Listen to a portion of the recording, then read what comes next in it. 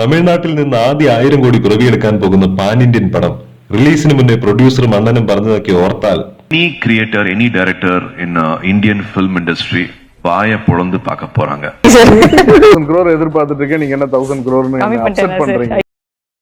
റെക്കോർഡുകൾ ഭേദിക്കാനെത്തിയ ഏറ്റവും വലിയ ഡിസാസ്റ്റർ എന്ന റെക്കോർഡ് നേടി കങ്കുവ.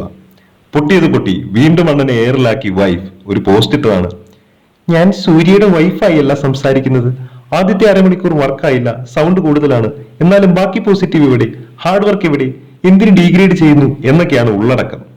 അന്നി പറഞ്ഞതല്ലേ, അണ്ണന്റെ പടമല്ലേ, ആ ഒരു ആംഗിളിൽ സിനിമയെ സമീപിച്ച് നോക്കാമെന്ന് വെച്ചു. 2.25 മണിക്കൂർ സിനിമയിൽ 30 മിനിറ്റ് പിന്നെ വളരെ വളരെ ചെറുതാണല്ലോ. ദിശ പട്ടാണി, സൂര്യയുടെ സ്റ്റൈലിഷ് ഫ്രാൻസിസ്, യോഗി ബാബു, നെൽസന്റെ സ്ഥിരം വേട്ടമൃഗം ഒരു തോൽവി, KS രവികുമാർ, ഇവരെല്ലാരും ചേർന്ന് മത്സരിച്ച് വെറുപ്പിക്കുന്നതാണ് ആദ്യത്തെ 30 മിനിറ്റ്. വർക്കാവാത്ത ഇൻട്രോ, സോങ്, ദ ബോയ്സ് എന്ന ട്രോളൊക്കെ സിനിമയെ കയറ്റി വെച്ചിരിക്കുകയാണ്. സൂര്യ ഇറങ്ങി കോമഡി ചെയ്യുന്നു, മേക്കിംഗ് വൻ ശോകം, BGM അതിലും ശോകം, ഇറിറ്റേറ്റിംഗ്, എല്ലാം പോട്ടെ ക്ഷമിച്ചു. എന്തോ പരീക്ഷണങ്ങളും സംഭവങ്ങളും നടത്തുന്നു, ബട്ട് അത് വ്യക്തമാക്കുന്നില്ല. ഒരു പയ്യൻ വന്ന് പഴയ കാലത്തിലേക്ക് കൊണ്ടുപോകുന്നു. ആ കങ്കുവ വരുന്നു. ആ കഥ, നാട് എല്ലാം അറിയാൻ അരവിന്ദ് സ്വാമിയുടെ നരേഷൻ, അത് നന്നായിരുന്നു. സൂര്യയുടെ കങ്കുവായി വരുന്ന ഇൻട്രോ നന്നായി. പക്ഷേ ഇനി അങ്ങോട്ട് അലർച്ചയാണ്. BGM, സൗണ്ട് മിക്സിംഗ് വൻ പരാജയം. ഡയറക്ടേഴ്സ് വായ പൊളന്ന് പാക്കപ്പോറ എന്ന അണ്ണം പറഞ്ഞത്. നമ്മൾ ഡയറക്ടേഴ്സ് അല്ലാത്തതുകൊണ്ട് ചെവി പൊളന്ന് പാക്കലാം വാങ്ക. കിടിലൻ ഫൈറ്റ് സീൻസ് ആണ്. ഞാൻ സൗണ്ട് കുറച്ച് വെച്ച് ആസ്വദിച്ചു. ചെവി ഏകദേശം പൊളന്നു.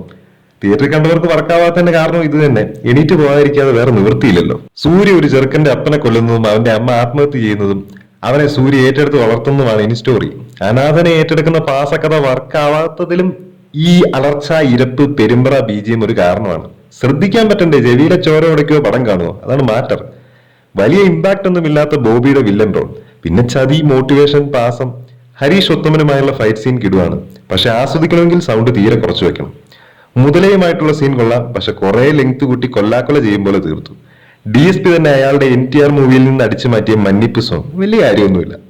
ചെറുക്കൻ വെറുപ്പീരായിരുന്നു എന്നൊന്നും തോന്നിയില്ല. സൂര്യയെ കൊല്ലാൻ നോക്കുന്നു, വീണ്ടും പാസം. ഇനി സൂര്യയുടെ നാട് പിടിച്ചെടുക്കാൻ ബോബി വരുന്നു. നാട് കടത്തപ്പെട്ട സൂര്യയുടെ സെക്കൻഡ് ഇൻട്രോ, തലൈവരേ എന്ന BGM കിടിലൻ വരവ്, കൈയടിച്ചു പോകുമെന്ന് ചിന്തിക്കുന്നതിന് മുമ്പേ സൗണ്ട് ഡിസ്റ്റർബിങ്, അലർച്ച ആരവം കയറ്റി വെറുപ്പിച്ചു. പ്രേക്ഷകന് സമാധാനം തരില്ല. അതിനുശേഷമുള്ള ഫൈറ്റ്, ബോഡി ട്രാൻസ്ഫോർമേഷൻ, ഇതൊന്നും ആസ്വദിക്കാൻ പറ്റാത്ത അത്ര അലർച്ച. ഇത്രയും സഹിച്ചിരുന്ന സിനിമ കണ്ട് വിജയിപ്പിക്കാൻ മാത്രം ആർക്കെങ്കിലും കമ്മിറ്റ്മെന്റ് ഉണ്ട്? ഷിറ്റിൽ ഡ്രൈ ഫ്രൂട്ട്സ് പോലെയുള്ള ഡെഡിക്കേഷൻസ് എന്തിന്? ഇനി പുനർജന്മം, കാർത്തി എൻട്രി, ശരിക്കും കണക്ട് ആവാത്ത കഥയ്ക്ക് ഇനി അടുത്ത പാർട്ട്. ഫസ്റ്റ് പാർട്ട് കണ്ടന്റ് അറിയാത്തത് കൊണ്ട് ക്ലാഷ് വെക്കും, ബട്ട് സെക്കൻഡ് പാർട്ടിന് ആരും ക്ലാഷ് വെക്കില്ല എന്നാണ് പ്രൊഡ്യൂസർ പറഞ്ഞത്. ക്ലാഷ് പേടിച്ച് റിലീസ് മാറ്റിവെച്ച് ആരും തിരിഞ്ഞു നോക്കാത്ത പടത്തിന് ഇനി എന്ന് സെക്കൻഡ് പാർട്ട്. ഇതിന്റെ സൗണ്ട് മിക്സിംഗ് ആൻഡ് മ്യൂസിക് ശ്രദ്ധിച്ചിരുന്നെങ്കിൽ 100-ൽ 50 പേർക്കെങ്കിലും വർക്ക് ആകുമായിരുന്നിരിക്കാം. ചില VFX കൊള്ളാം, ചിലവ് തോൽവി. ഡയറക്ഷൻ വൻ പരാജയം. അല്ലെങ്കിൽ ഇതുപോലെ ഒരുത്തൻ സൂര്യയെ തിരിച്ചു കൊണ്ടുവരുമെന്ന് വിശ്വസിച്ച നമ്മളല്ലേ മണ്ടന്മാർ. സോറി അന്നി, ഇമാതിരി അപരാധം പഠിച്ചു വെച്ചിട്ട് ഭാര്യയായിട്ടല്ല ഭർത്താവായിട്ട് സംസാരിച്ചാലും കാര്യമില്ല. നിങ്ങൾ സ്ക്രിപ്റ്റ് സെലക്ട് ചെയ്യുമെന്ന് പറഞ്ഞിട്ട് ഇങ്ങനെ ഒരു പോസ്റ്റ് ഇട്ട് എയറിൽ കയറണമായിരുന്നു. അണ്ണി സെലക്ട് ചെയ്യുന്നതിൽ പിന്നെയാണ് അണ്ണന് ഗതിയില്ലാത്തതെന്നാണ് നാട്ടിൽ സംസാരം. പരാജയത്തെ അക്സെപ്റ്റ് ചെയ്യൂ. നിർമ്മാതാക്കൾ പ്രതികരിച്ചിട്ട് ഒരു മാറ്റവും ഒരു സിനിമയ്ക്കും ഉണ്ടായിട്ടില്ല. സിനിമ വന്നിട്ട് അതല്ല ഇതായിരുന്നു ഉദ്ദേശിച്ചതെന്ന് പറയാതെ നോക്കിയും കണ്ടും സെലക്ട് ചെയ്യൂ. അല്ലേലും അണ്ണനെ ഇവരൊന്നും അർഹിക്കുന്നില്ല അണ്ണി.